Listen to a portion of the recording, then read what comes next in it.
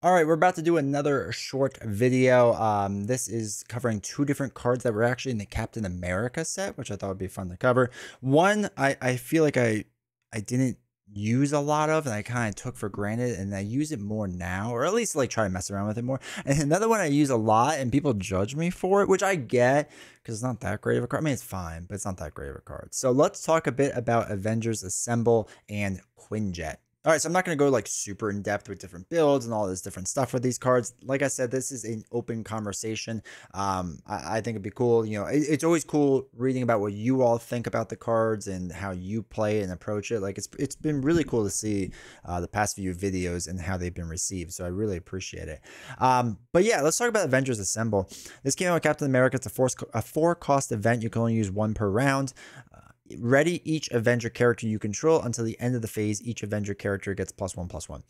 I stayed away from this for so long because I especially early on, I used so many of my allies as chump blockers that's like, okay, maybe my hero was an Avenger and like maybe one ally that was out there, and that 4 cost is not worth that. And over time, now when I use more like make the calls to get people in and rapid responses so that if they get knocked out, they come back, right? Like now this card has made a lot more sense when like I have 3, 4, 5 allies out there, depending on how you build your board. Plus the hero, it's like, okay, now it's 4 for like 6 damage, right? It's much more interesting. Then if you do some ready ups on top of it, like it gets kind of crazy. Like if you have that bike, whatever it's called, the cycle thing, if you have that on top of it and they can ready up and swing it, like there's some cool things you can do with this card now. I don't know if it's a card I would use all the time or anything like that. Like I don't think it's that good per se, but it's a lot more fun to mess around with, especially when me personally as a player, I changed the way I approach the game from, okay, I'm just going to use allies as a basic quick attack, quick thwart, and then a chump block, and that's it. Versus now, you know, I know leadership was the first build that people really did this for, but I do it with other builds now too, in justice, protection, and aggression. Of like, not thinking right away that like, okay, an ally needs to get knocked out immediately after they're put in. Like it's okay if the hero takes the hit, if I figure out ways to heal or whatever it may be. So that's my evolution as a game player, and because of that, now I use Avengers Assemble a bit more, especially compared to what I used to, you know, kind of back in the day. On the flip side, I used Quinjet a lot because I think it's an interesting card in the way that it works, and it's not bad, but it's not great. I think that's the best way to put it. So it's a 1-cost support Quinjet. After your turn begins, place 1 time counter on Quinjet.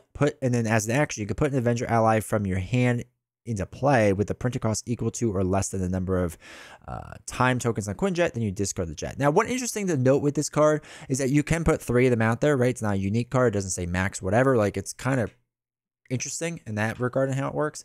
But I use this a lot, and I used to play the game wrong, right? I know people always want to know about rules mistakes. I always used to accidentally reduce the cost of the ally to put into play. So like if it was a 4-cost ally and there was 3 time counters, I'd be like, oh, I just pay 1 over. Like that's not how the card works, right? It's got to pay for the whole thing. It can be over, you can overpay for it, but it has to pay for the whole thing.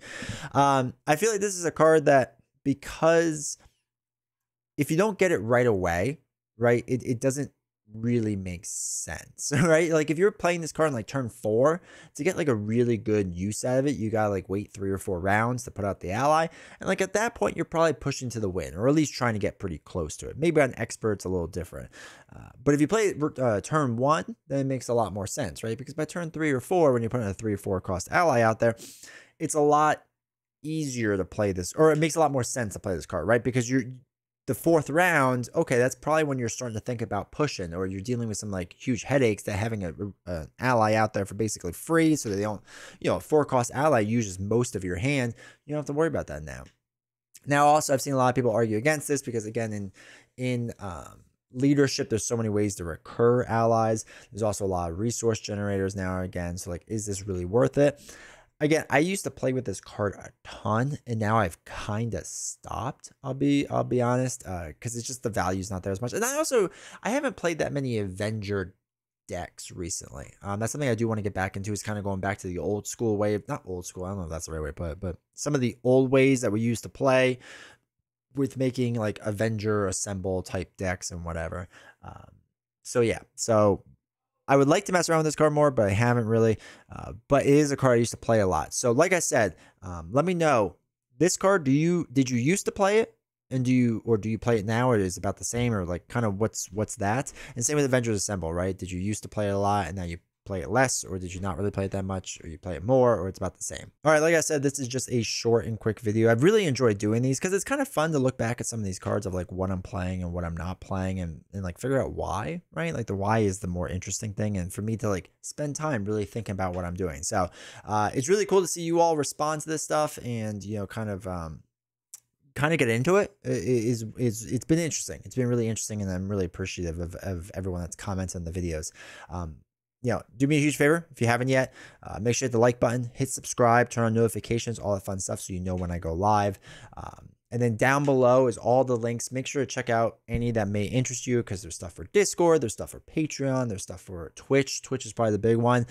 Even though I do live stream here on YouTube, over on Twitch, twitch.tv/D20woodworking. Make sure you hit the follow button. It's just a better experience, I think, over on Twitch.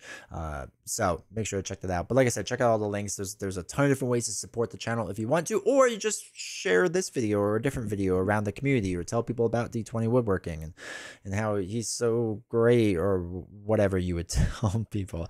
But anyway, thank you once again for everything. I really appreciate it. I'll see you all next time.